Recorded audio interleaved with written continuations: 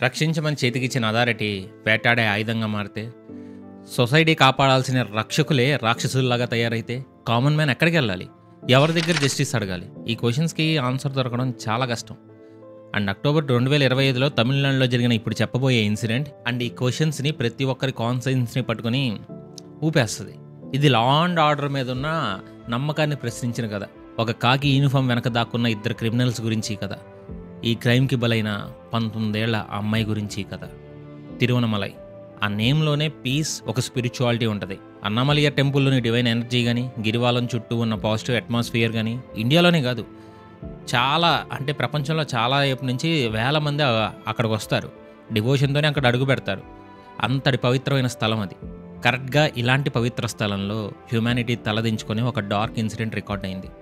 ఒక్క నైట్లో జరిగిన ఇన్సిడెంట్ తమిళనాడు అంతా కూడా ఉలిక్కి పడేలా చేసింది. అండ్ ఈ స్టోరీలో విక్టిమ్స్ మన ఆంధ్రప్రదేశ్కి చెందిన వాళ్ళు, ఒక తల్లి అండ్ ఒక 19 ఏళ్ల, అంటే ఆ తల్లి యొక్క కూతురు 19 ఏళ్ల అమ్మాయి. వాళ్ళు ఫ్రూట్ సెల్లర్స్. అంటే లైఫ్లో గొప్పగా సాధించాలని కాదు, రోజువారీ నీడ్స్ కోసం, బిజినెస్ కోసం బనానాస్, అరటిపళ్ళు లోడ్ చేసుకునే లారీలో తిరువనమలైకి ట్రావెల్ చేస్తున్నారు. వాళ్ళ ప్లాన్ ఏంటంటే చాలా సింపుల్. లారీలో బనానాస్, అరటిపళ్ళని మార్కెట్లో అన్లోడ్ చేయాలి. ఆ తర్వాత అంత దూరం వచ్చాం కాబట్టి అన్నమలయ్య స్వామిని దర్శనం చేసుకుని బ్లెస్సింగ్స్ తీసుకొని తిరిగి వెళ్ళిపోవాలి. చాలా simple middle class devotional trip అబ్బా ఇది. వాళ్ళ కళ్ళల్లో డివోషన్ తప్ప భయం అనేది లేదు. ఎందుకంటే వాళ్ళు రాంగ్ రూట్లో లేరు, ఇల్లీగల్ యాక్టివిటీ కూడా ఏమీ చేయట్లా. టైం అర్ధరాత్రి అయింది. ఆ లారీ హైవే వైపు నుంచి తిరువనమల వైపు వెళ్తుంది.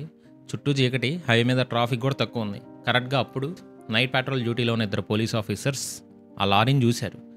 వాళ్ళ పేర్లు వచ్చేసి D Suresh Raj and P Sundar, ఇద్దరు కానిస్టేబుల్స్. వాళ్ళు డిస్ట్రిక్ట్ ఈస్ట్ పోలీస్ స్టేషన్లో పనిచేస్తున్నారు. ఆన్ పేపర్ వాళ్ళ డ్యూటీ ఏంటి? సేఫ్టీని ఎన్ష్యూర్ చేయడం, క్రైమ్ని అరికట్టడం. కానీ ఆ నైట్ వాళ్ళ మైండ్లో డ్యూటీ లేదు, ఒక డార్క్ ఇంటెన్షన్ ఉంది. లారీని ఆపారు. ఇది రొటీన్ చెక్కే.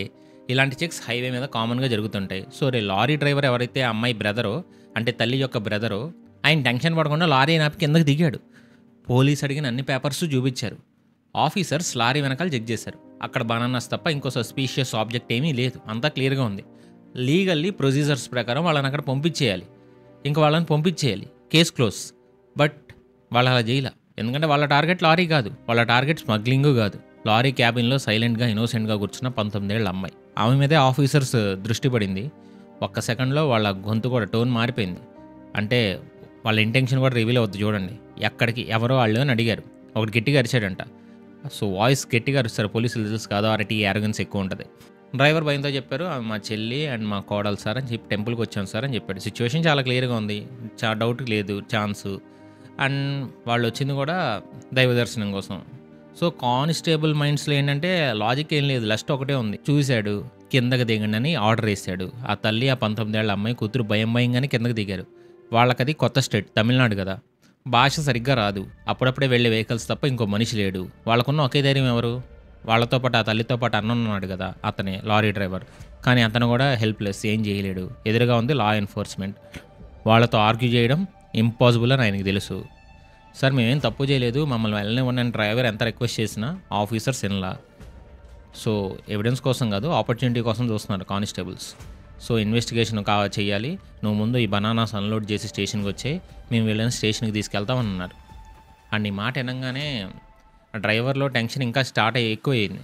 అంటే ఇది రొటీన్ ప్రొసీజర్ కాదు కదా, ఆయనకి స్ట్రైక్ అయింది. సార్ వాళ్ళకి లాంగ్వేజ్ రాదు, నేను వాళ్ళని వదిలి వెళ్ళలేను, ప్లీజ్ మమ్మల్ని వదిలేయండి సార్ అని అడిగారు. నువ్వు ఎక్కువ ఆర్గ్యూ చేయకు, మేము పోలీస్ స్టేషన్కే కదా తీసుకెళ్తున్నాం, మేము వాళ్ళని చూసుకుంటాం, నువ్వు వెళ్ళి ముందు అన్లోడ్ చేసిరా అని చెప్పి గట్టిగా చెప్పేసరికి ఇంకా ఆయన ఏం చేయలేకపోయాడు. దీని తర్వాత జరిగింది చెప్పే ముందు ఈ వీడియో స్పాన్సర్ గురించి మాట్లాడుకుందాం. అండ్ ఇది మీకు ఖచ్చితంగా యూజ్ అయ్యిద్ది కూడా. ఈ వీడియోని స్పాన్సర్ చేసింది బీటావో గ్లూకోమీటర్. చిన్నప్పటి నుంచి మన పేరెంట్స్ మనల్ని ఎంత కేరింగ్గా చూసుకుని ఉంటారు, అంతలో కొంత భాగమైనా తిరిగి చూపించాలి కదా.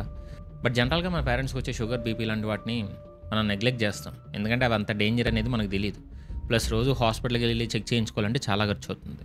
బట్ ఇక్కడి నుంచి ఆ ప్రాబ్లం ఉండదు. ఎందుకంటే మనం ఇంట్లోనే ఉండి ఎటువంటి డాక్టర్ హెల్ప్ లేకుండా మన షుగర్ లెవెల్స్ని మనమే చెక్ చేసుకోవచ్చు. అది కూడా ఇండియా స్మార్టెస్ట్ గ్లూకోమీటర్ అయిన బీటో గ్లూకోమీటర్తో. అండ్ ఇది మార్కెట్లో ఉన్న ఒకే ఒక పేటెంటెడ్ యూఎస్బీ కనెక్టెడ్ గ్లూకోమీటర్. దీంతో షుగర్ ఎలా చెక్ చేసుకోవాలనేది కదా మీ డౌట్. అది ఎలాగో ఇప్పుడు మీకు డీటెయిల్గా చూపిస్తాను చూడండి.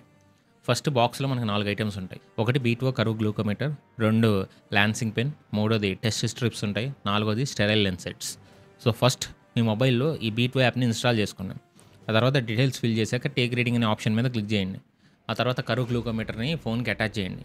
మీ మైక్రో యూఎస్బీ అయితే C2 మైక్రో యూఎస్బీ కనెక్టర్ కూడా బాక్స్లో ఉంటుంది. సో ఒకసారి ఇది కనెక్ట్ అయ్యాక టెస్ట్ స్ట్రిప్స్ని గ్లూకోమీటర్కి అటాచ్ చేయండి. ఆ తర్వాత లాన్సింగ్ పెన్ ఓపెన్ చేసి అందులో ఉన్న లెన్స్ సెట్స్ని వాటి క్యాప్ తీసి పెట్టండి. ఆ తర్వాత పెన్ని మీ వేలు మీద పెట్టి బటన్ని ప్రెస్ చేయండి. అదే చిన్న హోల్ చేస్తుంది. ఆ తర్వాత ఈ బ్లడ్ డ్రాప్ని స్ట్రిప్ మీద పెట్టండి. ఒక 10 నిమిషాలు వెయిట్ చేస్తే మీ రిపోర్ట్ మీకు వస్తుంది. మామూలుగా అయితే ఎర్లీ మార్నింగ్ ఏం తినకుండా పరగడుపున షుగర్ టెస్ట్ చేసుకోవాలి. అండ్ ఆ తర్వాత కూడా చేసుకోవచ్చు. బట్ మీరు ఫుడ్ తిన్నాక 2 గంటల గ్యాప్ ఇవ్వాలి. అప్పుడే బెస్ట్ రిజల్ట్స్ వస్తాయి. అండ్ ఈ glucometer CDSCO and ISO certified and accuracy quality కూడా చాలా ఎక్కువ ఉంటుంది. అండ్ దీనికి లైఫ్ టైం వారంటీ కూడా ఉంది. ఒకటి గుర్తుపెట్టుకోండి, మన ఇంట్లో వెయిట్ చెక్ చేసుకునే మిషన్, బీపీ మానిటర్ ఉండడం ఎంత ఇంపార్టెంటో ఈ గ్లూకోమీటర్ ఉండడం కూడా అంతే ఇంపార్టెంట్. అండ్ ఈ బీట్వై యాప్లో రీడింగ్స్ బేస్ చేసుకుని ఎస్టిమేటెడ్ HbA1cని కూడా చూపిస్తుంది. అండ్ ఈ రిపోర్ట్స్ని మీ డాక్టర్స్తో లేదా ఫ్యామిలీ మెంబర్స్తో కూడా షేర్ చేసుకోవచ్చు. ఎక్కడ కొనాలనే కదా, అమెజాన్ ఆర్ ఫ్లిప్కార్ట్లో మీకు కేవలం $599 ఆర్ $598గా దొరుకుతుంది. అమెజాన్లో హైయెస్ట్ రేటెడ్ గ్లూకోమీటర్, అది కూడా 4.4 స్టార్స్తో ఉంటుంది. సో వెంటనే లింక్స్ కింద ఇస్తాను, వెళ్ళి ఆర్డర్ చేసుకోండి. ఇక మళ్ళీ ఇన్సిడెంట్లోకి వద్దాం. అంటే ఇప్పుడు వాళ్ళ అన్నయ్య వెళ్ళిపోయాడు కదా, అసలుకి లేడీస్ని వాళ్ళు తీసుకెళ్ళకూడదు. ఇది స్టాండర్డ్ పోలీస్ ప్రొసీజర్కి కంప్లీట్లీ ఆపోజిట్. ఏమైనా డౌట్ ఉంటే వెహికల్తో పాటు అందరినీ స్టేషన్కి తీసుకెళ్ళాలి, లేదా అక్కడే క్లారిఫై చేసుకుని పంపించాలి. కానీ వీళ్ళు చేసింది ఏంటి, లారీని ఒక మేల్ ఫ్యామిలీ మెంబర్ని పంపించేసి కేవలం 2 హెల్ప్లెస్ ఉమెన్ని మాత్రమే ఐసోలేట్ చేశారు. లేడీస్కి ఏమో ఆప్షన్ లేదు. లా రిప్రజెంటేటివ్స్ ఏమో లాని బ్రేక్ చేస్తుంటే కామన్ మ్యాన్ ఏం చేయగలడు, బైక్ మీద ఎక్కడైనా ఆర్డర్ చేశారు. భయంతోనే బైక్ ఎక్కారు. బైక్ స్టార్ట్ అయింది, కానీ అది పోలీస్ స్టేషన్ వైపు వెళ్ళాల. మెయిన్ రోడ్ నుంచి ఒక డార్క్ అండ్ డెజర్టెడ్ రోడ్లోకి, అంటే ఆ టర్న్ అయింది. ఆ రోడ్డుకి స్ట్రీట్ లైట్స్ కూడా లేవు. ఎక్కడికి వెళ్తున్నావు అని తల్లి అడిగింది. ఇది పోలీస్ స్టేషన్కి షార్ట్ కట్ అమ్మా, సైలెంట్గా ఉండండి ఆన్సర్ ఇచ్చింది. యాక్చువల్లీ ఆ షార్ట్ కట్ వాళ్ళ డెస్టినేషన్ కాదు, వాళ్ళ లైఫ్లోనే ఒక పెద్ద డార్క్ చాప్టర్కి తీసుకెళ్తుందని అప్పుడు వాళ్ళకి తెలియదు. ఆ బైక్ వెళ్ళి లాగింది. ఆ డెస్టినేషన్ పేరంటే మగవాళ్ళు కూడా భయం వేస్తుంది. అదొక క్రిమేషన్ గ్రౌండ్, శ్మశానం. అది చీకట్లోకి తీసుకెళ్లారు. అక్కడే కాకి యూనిఫామ్లో ఉన్న క్రిమినల్స్ వాళ్ళ రియల్ ఫేస్ని బయటపెట్టారు. ఆ 19 ఏళ్ల అమ్మాయి మీద 2 ఆఫీసర్స్ కలిసి అసాల్ట్ చేశారు. ఆ యూనిఫామ్ ఇవ్వాల్సిన రక్షణ అదే యూనిఫామ్లో ఉన్న మనుషులే తీశారు. ఆ తల్లి ఏడుపు ఎవరికి వినిపించలా. ఆ కూతురు అరుపుల్ని చీకటి మింగేస్తుంది. ఇలాంటి హీనియస్ యాక్ట్ని కమిట్ చేశాక వాళ్ళిద్దరూ ఆ తల్లి కూతుర్ని అక్కడే అంత చీకట్లో వదిలేసి, ఆ క్రిమేషన్ గ్రౌండ్ శ్మశానంలో వదిలేసి అక్కడి నుంచి వెళ్ళిపోయారు, ఏమీ జరగనట్టు. మళ్ళీ వెళ్ళి డ్యూటీ కూడా ఎక్కారంట. అండ్ ఈ 19 ఏళ్ళ అమ్మాయి అన్కాన్షియస్లో ఉంది, షాక్లో ఉంది. వాళ్ళ మదర్కి ఏమో ఏం చేయాలో అర్థం కావట్లా. కూతురుని పట్టుకొని గట్టిగా ఏడుస్తుంది. ఆ టైం వచ్చేసి అరౌండ్ 4 AM అవుతుందంట. అప్పుడే ఆ ఏరియాలో ఉన్న కొంతమంది లోకల్ మిల్క్ వెండర్స్, అంటే పాలు అమ్ముకునే వాళ్ళు అండ్ బ్రిక్లిన్ వర్కర్స్ ఆ ఏడుపులు ఉన్నారు. ఎర్లీ మార్నింగ్ ఏంటి అంత గట్టిగా ఎవరు ఏడుస్తున్నారు అని డౌట్ వచ్చి ఆ సౌండ్ వచ్చిన డైరెక్షన్ వెళ్ళారు. అంటే అప్పటికి స్టార్ట్ అయ్యారులే వాళ్ళు బయటకు వచ్చి. తల్లి ఏడుస్తుంది, కూతురు అన్కాన్షియస్ స్టేజ్ నుంచి బయటకు వచ్చి నెమ్మదిగా నడవడం మొదలెట్టింది. ఏమైందని అడిగారు. ఆమెకి రాదుగా, బ్రోకెన్ లాంగ్వేజ్లోనే ఏం జరిగిందో చెప్పింది. పోలీస్ యూనిఫామ్ ఇవి చెప్పంగానే వాళ్ళకి అర్థమైంది. వెంటనే 108కి కాల్ చేశారు. అంబులెన్స్ వచ్చింది అండ్ గవర్నమెంట్ హాస్పిటల్కి తీసుకెళ్లారు. అండ్ అక్కడే డాక్టర్స్ కన్ఫర్మ్ చేశారు జరిగింది. అంటే వాళ్ళు ఇచ్చిన medical document just medical document కూడా కాదు, ఒక పెద్ద గాయానికి ఎవిడెన్స్. ఆ గవర్నమెంట్ హాస్పిటల్ నుంచి వచ్చిన ఇన్ఫర్మేషన్ తిరువనమలై పోలీస్ స్టేషన్ డిపార్ట్మెంట్లో ఒక షాక్ వేవ్ క్రియేట్ చేసింది. Reputation of the entire department was at stake. వెంటనే సీనియర్స్ ఆఫీసర్స్ హాస్పిటల్కి వచ్చారు. డిస్ట్రిక్ట్ సూపరింటెండెంట్ ఆఫ్ పోలీస్ ఈ కేసుని పర్సనల్లీ మానిటర్ చేయడం స్టార్ట్ చేశారు. వాళ్ళ ముందున్న ఛాలెంజ్ ఒకటే, సిస్టంలో ఉన్న క్రిమినల్స్ని కాపాడుకుంటారా లేదా జస్టిస్ని కాపాడతారా? ఆ 19 ఏళ్ల అమ్మాయి ఇంకా ట్రామా నుంచి బయటికి రాలా, కానీ తనకు జరిగిన ఇంజస్టిస్కి ఫైట్ చేయాలనే ధైర్యం మాత్రం ఉంది. అందుకే స్టేట్మెంట్ కూడా ఇచ్చింది. 2 పోలీస్ ఆఫీసర్స్ వాళ్ళ యూనిఫామ్లో ఉన్నారు. ఒకటికి లైట్గా గడ్డ ఉంది, ఇంకోటికి లేదు. ఈ క్లూ చాలు. ఆ నైట్ ఆ హైవే రూట్లో ప్యాట్రోల్ డ్యూటీలో ఉన్నది ఎవరో అని చెక్ చేయడం సెకండ్స్ పని. డిస్ట్రిక్ట్ ఈస్ట్ పోలీస్ స్టేషన్ రోస్టర్లో ఉన్న సస్పెక్ట్స్ ఫొటోస్ని విక్టిమ్స్కి చూపించారు. వాళ్ళు వెంటనే ఇతనే ఐడెంటిఫై చేశారు. ఇప్పుడు తిరువనమలై పోలీస్ డిపార్ట్మెంట్ ఒక క్రాస్ రోడ్స్లో ఉంది. అంటే ఇప్పుడు వాళ్ళ కొలీగ్స్ని అరెస్ట్ చేయాలా, కేసుని కవరప్ చేసి డిపార్ట్మెంట్ రెప్యుటేషన్ని సేవ్ చేసుకోవాలా, లేక డిపార్ట్మెంట్లో ఉన్న 2 క్రిమినల్స్ని పనిష్ చేసి పబ్లిక్లో ఉన్న ట్రస్ట్ని నిలబెట్టుకోవాలా? ఈ విషయంలో తిరువనమలై పోలీసుల్ని అప్రిషియేట్ చేయాలి. ఎందుకంటే వాళ్ళు ఫస్ట్ రూట్ని ఎంచుకోవాలి, సెకండ్ రూట్ని ఎంచుకున్నారు. వాళ్ళ ఓన్ సిస్టంలో ఉన్న తప్పుల్ని సరి చేసుకోవాలనుకున్నారు. అండ్ అందుక ఆ హానెస్ట్ ఆఫీసర్స్ని మనం అప్రిషియేట్ చేయాలి. ఎక్కడా లేట్ చేయకుండా స్పెషల్ టీం వెళ్ళి ఆ 2 ఆఫీసర్స్ని అరెస్ట్ చేసింది. అప్పటికి వాళ్ళు డ్యూటీలోనే ఉన్నారు. యాజ్ ఇఫ్ ఏమి తెలియనట్టు, ఏం జరగనట్టు, వాళ్ళు కాన్సైన్స్ అనేదే లేదు. వాళ్ళని స్టేషన్కి తీసుకొచ్చాక వాళ్ళ కాకి యూనిఫామ్ ఇప్పించేశారు. ఆ యూనిఫామ్ కదా వాళ్ళకి పవర్ ఇచ్చింది, సొసైటీని ప్రొటెక్ట్ చేయడానికి. కానీ వాళ్ళ పవర్ని ఉమెన్ని ఎక్స్ప్లాయిట్ చేయడానికి వాడారు.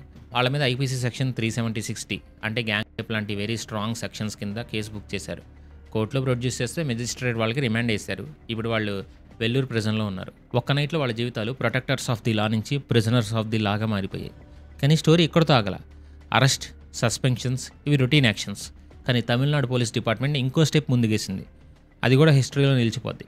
October 2, 2025 వాళ్ళని జాబ్ నుంచి పర్మనెంట్లీ డిస్మిస్ చేశారు.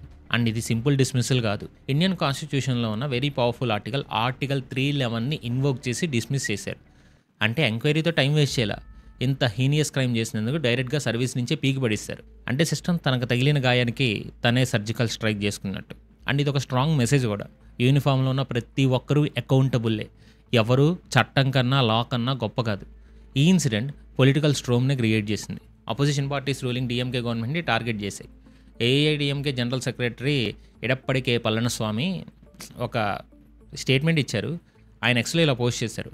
ఆయన ఇంకా పోలీస్ డిపార్ట్మెంట్ షీల్డ్గా ఉండాల్సింది పోయి ఆ పోలీస్ నుంచి ఉమెన్ తమను తాము ప్రొటెక్ట్ చేసుకోవాల్సి వస్తుందని చెప్పి ఇలాంటి స్టేజ్కి వచ్చామని చెప్పారు. కోర్స్ రూలింగ్ డిఎంకే పార్టీ అలిగేషన్స్ని డిఫెండ్ చేసుకుంది. మేము స్ట్రిక్ట్ యాక్షన్ తీసుకుని లీగల్ ప్రొసీడింగ్స్ని ఫాస్ట్ ట్రాక్ చేస్తున్నాం. జస్టిస్ అండ్ కన్విక్షన్ ఎన్ష్యూర్ చేయడం మా రెస్పాన్సిబిలిటీ అని స్టేట్మెంట్ ఇచ్చారు. ఓకే, క్రిమినల్స్ని డిస్మిస్ చేశారు. పొలిటీషియన్స్ స్టేట్మెంట్ ఇచ్చారు. ఇక్కడితో అయిపోయిందా? ఇక్కడితో స్టోరీ ఆగిపోద్దా? ఈ డిస్మిసల్తో సరిపోద్దా?